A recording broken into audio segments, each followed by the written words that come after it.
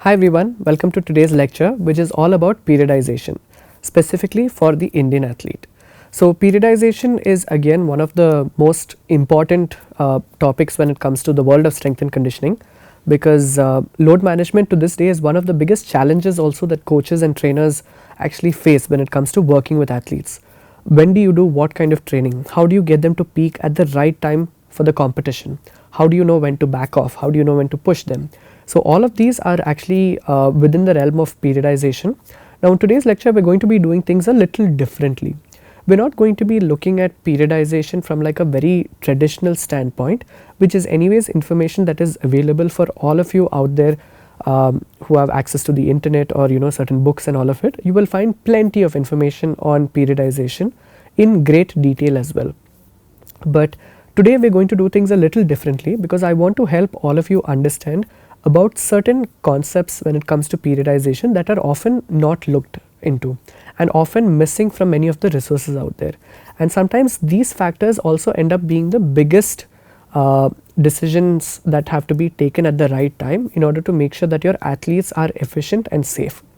A lot of times what happens, especially to like I said, to new coaches or those who are beginners or not as experienced, even if they are well educated, they have some degrees or certifications and all of it, when they get out of these programs and things, they have a good amount of theoretical knowledge but not so much of an understanding of how exactly do you practically apply this, and it can be daunting even for them. It's not really any fault of their own, it's because certain things are learned only by experience, and what we are trying to share today is actually all of those experiential knowledge that we have learned through the years. So talking about periodization, I am sure all of you are aware, those who are into the field are aware of the microcycle, mesocycle, macrocycle, and what are the different phases that we train and all of it. We have to a certain extent addressed some of these in the other lectures, but today we are actually going to be talking about few other factors that are also just as important when it comes to periodization, and that is periodization based on nutrition, regions of India. These are some of the topics that we are going to talk about today, and let us get into it and look at each one in detail.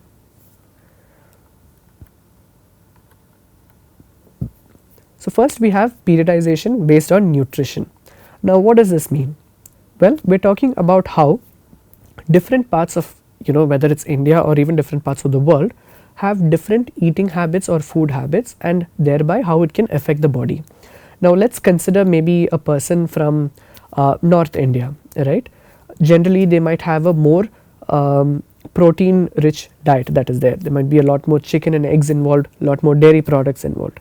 Now let us consider the contrasting of that, which could be maybe somewhere from the south, maybe from an athlete or a client coming from a Brahmin family, which is a purely vegetarian sort of a tradition that they follow, right? Now in that case, naturally the amount of protein content in their day to day meals is going to be lesser. Now the question to ask yourself is to think that, okay, I have two athletes, both of them are playing the same sport, both of them are the same age, both of them have been training for the same period of time, and both of them have done the same workout. Will they recover the same? Not necessarily. Their nutritional habits is going to significantly determine how well they recover, right? Those who are having a higher protein intake will naturally recover a little better. Those who are not having as much protein in their diet may take longer to recover or might not recover to the full extent. Now what do you do in that case? Can you go and tell the athlete that no, you have to start eating chicken even if you don't? No, you cannot force these sort of unrealistic demands onto an athlete that goes against what their beliefs may be. They may have their own reasons, could be cultural, could be traditional, could be to do with their religion, whatever it may be. But it is not your place to force these demands upon them just because you want them to recover to a certain extent in their training, just because that is convenient to you, right? That is not the way.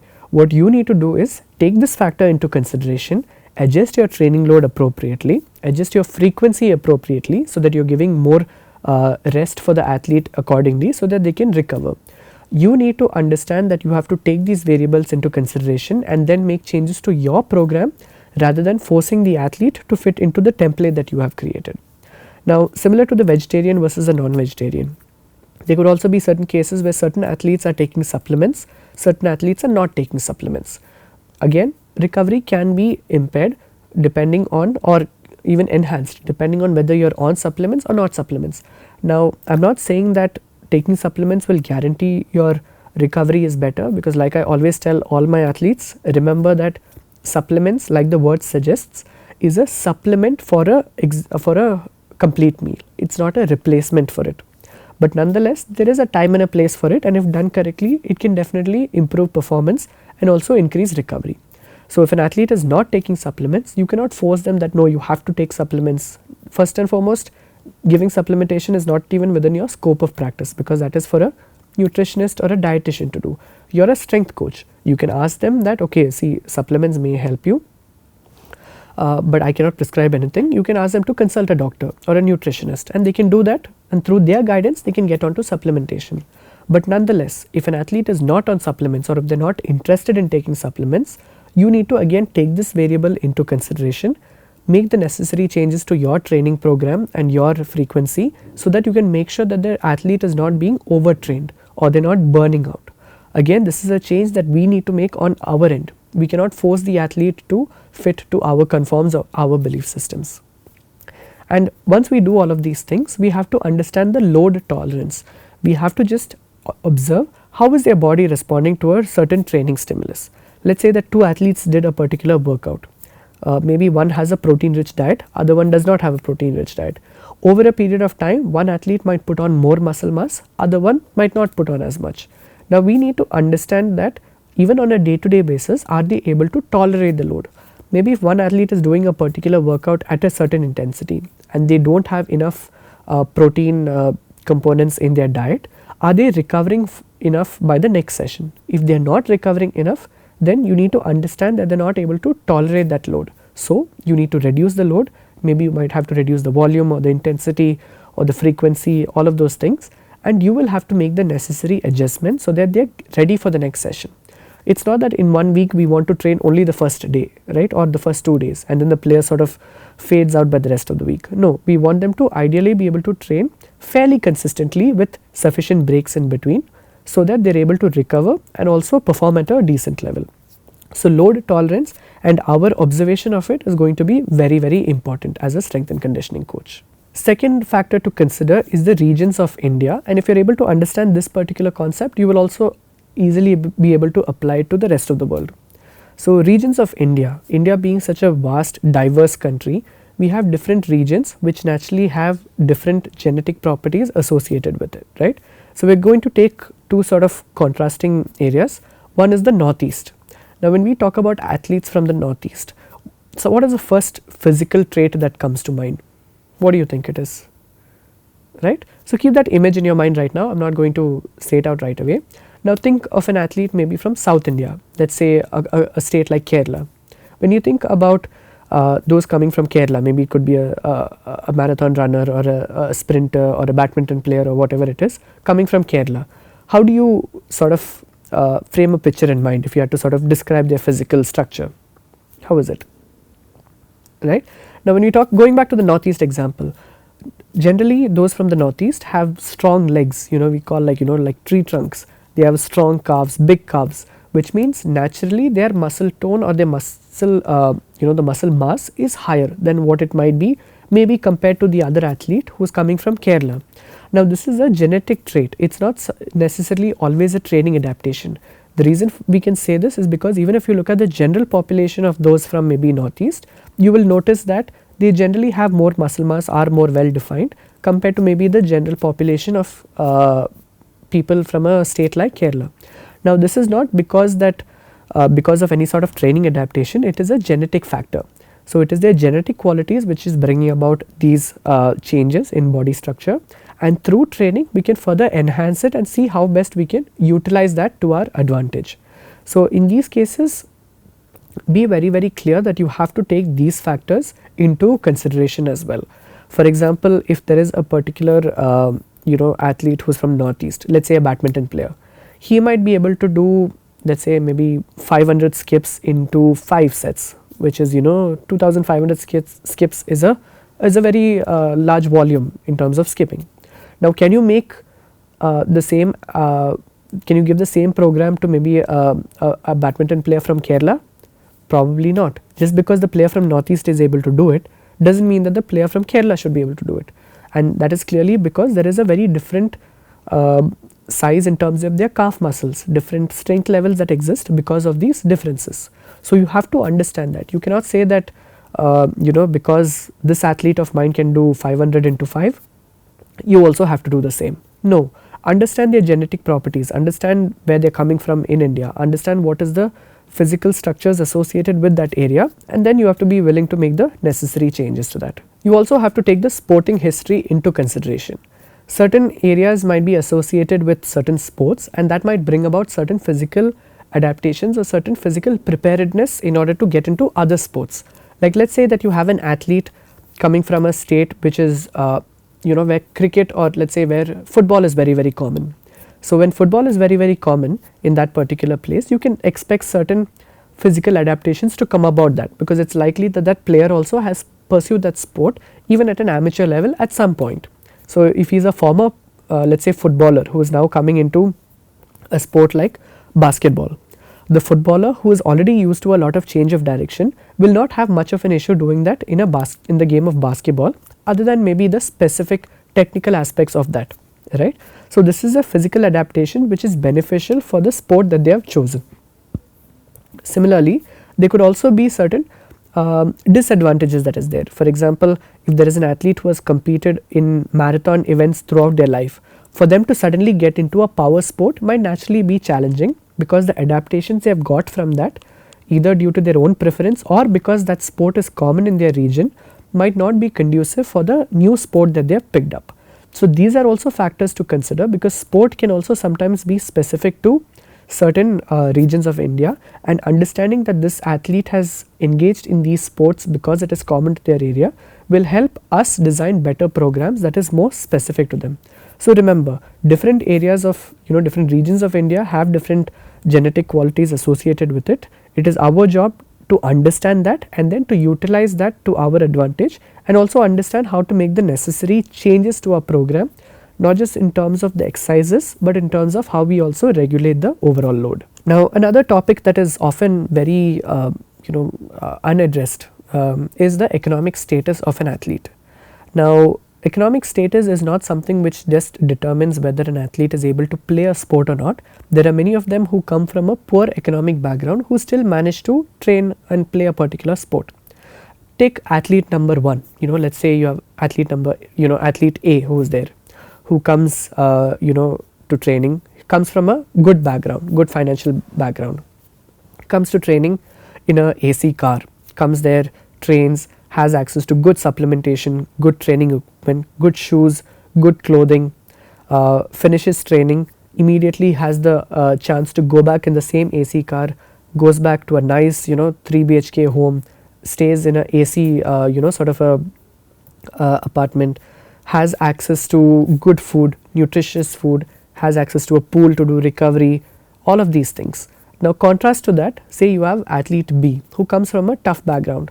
Maybe the father is not so well to do, maybe he runs a street like a food stall on the street, maybe does not have a very well to do house, maybe he comes walking for training every day, he has to walk for 20 minutes and then he has to train and then he has to go back walking for 20 minutes, goes back to a non-AC house where there is just one fan, he has to share his room with siblings, which means not a lot of space to rest and recover. Maybe he has to also work part-time, which means not a lot of physical rest as well. Now really ask yourself, will both of these athletes recover at the same rate, irrespective of whether they are playing at the same level? What do you think? I think the answer is quite obvious, right? Athlete A is definitely going to recover far better than athlete B. Now does that mean that you as a coach is supposed to say that no, you both are playing at the same level, you both are equally fit, so you both have to do the same program? Does that make any sense? Absolutely not, right? You have to take this factor into consideration. For example, even talking about athlete B, just one factor that he has to walk for 20 minutes, train for let's say 1.5 hours and then go back for 20 minutes. That is 40 extra minutes of physical work that that athlete is doing that the other athlete may not have to do. So by not taking this into consideration, you will actually end up overtraining athlete B just by giving them the same program. So that's why it's very important to understand that financial stability, household facilities, transportation, access to good food, all of it can actually determine an athlete's overall training capacity and how they recover. By not taking these into consideration, you as a strength and conditioning coach will not be able to design the right program. And the reason why we bring this topic up is because even in India or even abroad, wherever you may go, there will be different athletes of different economic status who will come to train with you. Sometimes they might be on one-on-one sessions, sometimes they might be in a group setting where within one particular group that you're training, you will have different athletes coming from different backgrounds. And you as a strength and conditioning coach has to be smart enough to understand what are the backgrounds that each of these athletes are coming in from, what is the advantages of it, what is the disadvantages of it, and how can you make the necessary changes to their program rather than forcing them to confine and fit into what you think is correct for them. For example, you cannot go to that athlete B and tell him that no, you cannot walk for 20 minutes because it's affecting your training, you have to take a cab and come. Now, if that athlete does not have the money to do so, what is he supposed to do, right? Do you think that is the best solution, to force him to take a cab and come? No. You need to understand that you have to make the necessary changes to the program and then allow him to train within the capacity that is capable for him. That would be the ideal thing to do.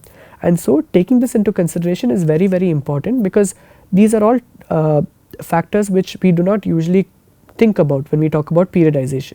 For us, from a very ideal standpoint, we think about periodization being all about the different time cycles and different, about endurance and strength and power and how do you peak and how do you back off on, in season, off season, all of these factors. But there are, in a very practical, in a very practical setting, the ground reality is that there is a lot more variables that have to be considered, and that's what we're looking at right now. The next thing would be the return from injury status. So this is again something which is very important. This is not specific just to India, it is common across the world. Wherever you're going, you have to take this into consideration when you're doing any sort of periodization for a particular athlete. Many times we make the mistake of just missing out on one very simple question when we start working with an athlete.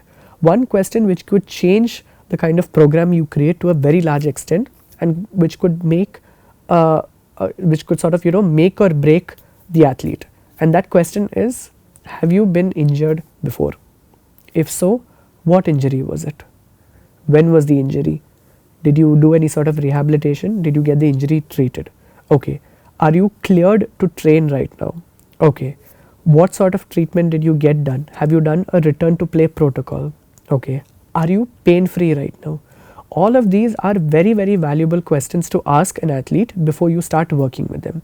Or even if you are working with them for some time, it's important to ask these questions once in a while. Reason for this is, let's say that you have let's say you have two beginners who have come to you to train. They both might say that they are, let's say, 15-year-old boys, two of them who have come. Both of them same gender, same age, maybe physical, similar physical structures. Both of them want to play the same sport, and both of them are beginners. Now you might think, okay, I've checked all the boxes, everything is similar, I can give them the same program. Now probably one hidden fact that player A has not told you is that maybe 3 weeks back he had an ankle sprain, and this is his first training session after that, or this is his first ever training session, but 3 weeks back he had an ankle sprain. Now because you did not ask this one important question about the injury, you will actually create a program which could put player A at risk. You might end up having him do some exercise which is going to put more load on the ankle, which might end up leading to either a second injury or some sort of a chronic injury down the line. And at that point, you cannot blame the player for saying that you never told me you had an injury. No, it is your responsibility to ask. Always clarify before the matter of fact, not after.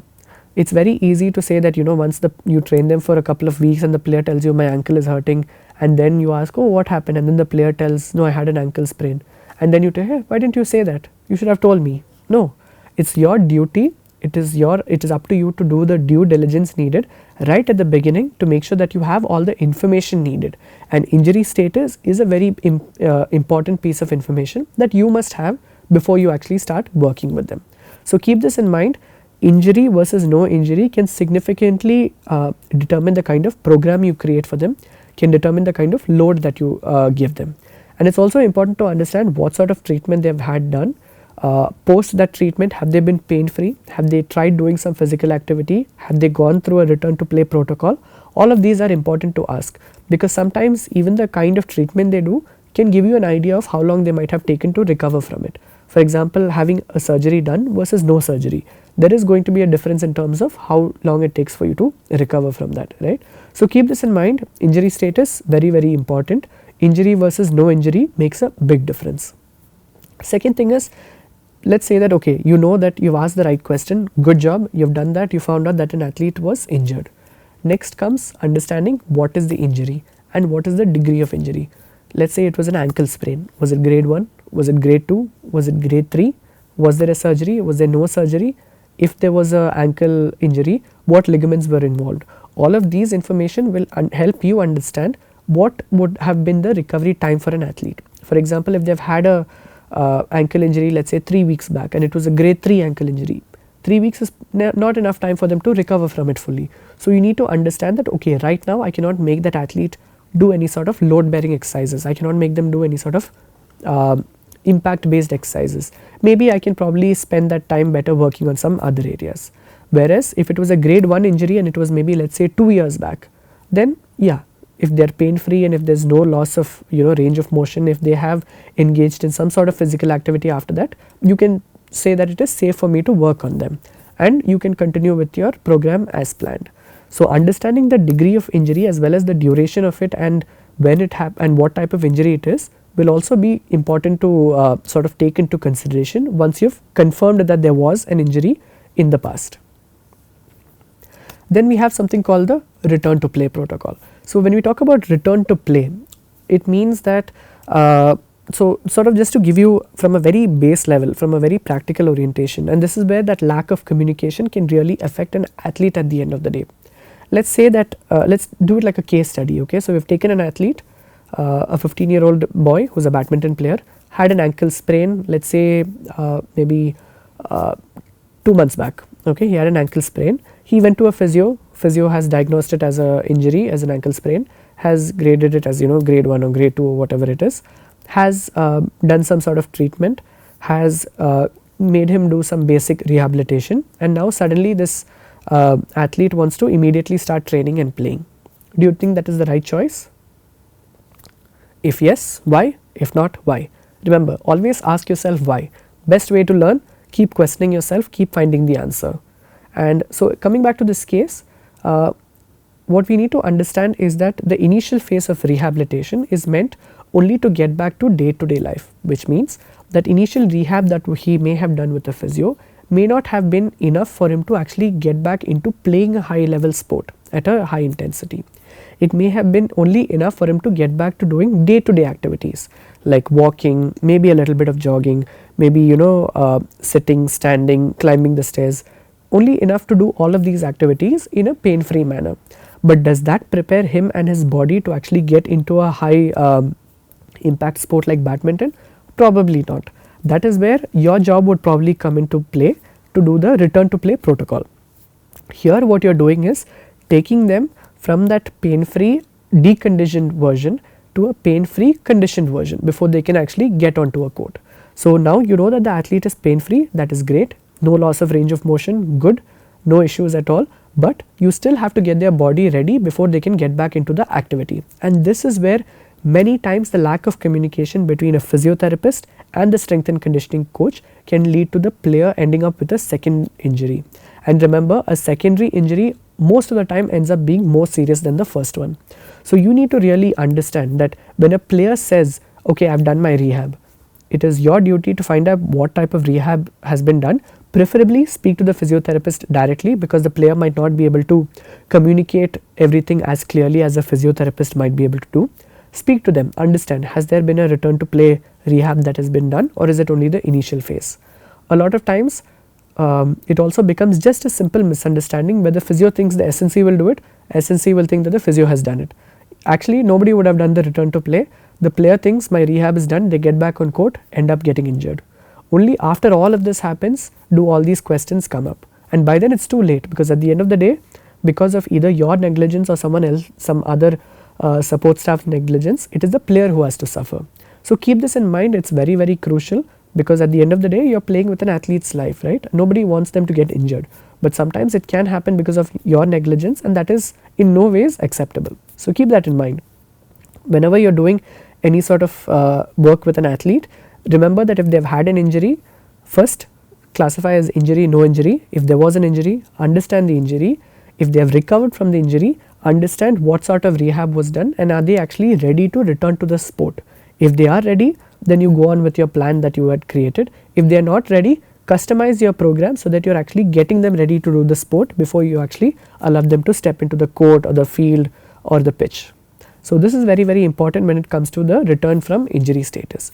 Again, I know that this is not the most traditional lecture when it comes to periodization, but I would say it is one that is very, very vital, because when it comes to the micro, meso, macro cycle, those are also factors which are important to consider, but those are more from a very theoretical approach.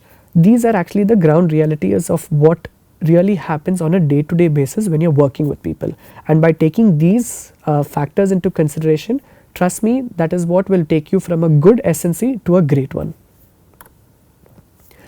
Another factor, just sort of which we have already addressed in some of the other lectures, but which I just want to touch upon again, is when we talk about men and women, the differences between them, the common injuries, and also the rate of growth between them. Now if you look at this image over here, you can see a man and you can see a woman, right? Now the man, being a physically bigger person, naturally has more muscle mass. The women, being physically smaller, has lesser muscle mass. Now does that mean that women cannot play sport or women are not good? Absolutely not. It's just a physical difference. Men post puberty will have more muscle mass because there is a higher level of testosterone in the body. Women on the other hand might not have as much muscle mass because they don't have that levels of testosterone in the body, right? The hormonal differences leads to differences in the kind of structure that they get, especially after puberty. Now what will be interesting for you to note is that prior to puberty, there is actually very minimal differences in strength levels between boys and girls, and this is purely because of similar muscle masses that exist between them. Now in terms of injuries, women generally tend to have a higher risk of maybe, let's say, an ACL injury. They say that women are 6 times more likely to have ACL injuries. Now this is not because women are not good at sport or they don't know how to play. It is purely due to the physical structure where there are wider hips and the knees sort of come inwards, and that puts the body into a position where ACL injuries are more likely to occur. This is an indication that we have to take this factor into consideration when we are actually deciding what sort of program that we are going to make an athlete do. By taking these into consideration, we can make sure that the muscles are strong enough to at least reduce the occurrences of such injuries, even if not fully prevent them, and at the same time we can also make sure that they don't get injured because of us, because at the end of the day, as an SNC or as a coach, your biggest failure would be if an athlete gets injured because of your negligence under your watch. That should never be the case. Sometimes yes, athletes can get injured maybe when they are playing a sport. It can be an incidental injury, it can be something that is acute, and those are occupational hazards of the sport. But if an athlete gets injured because of your training, they get injured in the gym while they are working with you, or they get injured over a period of time because you have been overloading them, that is a failure on your part, not the athletes. So keep that in mind when you're working with men and women. Common injuries are there associated with women as well as sometimes even with men, depending on the requirements of the sport and all of it. There are also differences in strength levels. Like I said, pre-puberty, post-puberty, both can be different, not because of anything else except for the fact that there is a difference in the amount of muscle mass that is there. Then we're talking about the growth factor. So women generally tend to sort of reach puberty a little earlier, and therefore they tend to develop a little more quicker, and so we have to also take that into consideration. So we cannot train maybe 2 14-year-old, one boy, one girl the same way. We have to understand where are they in their growth cycle and then design the program appropriately. If they are going through puberty, you have to understand the physical, physiological and mental challenges that come with it, and thereby be accommodating and understanding enough to take those into consideration. Similarly, if there is an athlete post puberty, then you know that okay, there are some advantages to that. How do I capitalize on that? What are things that I need to keep in mind in terms of training variables that will now come into play?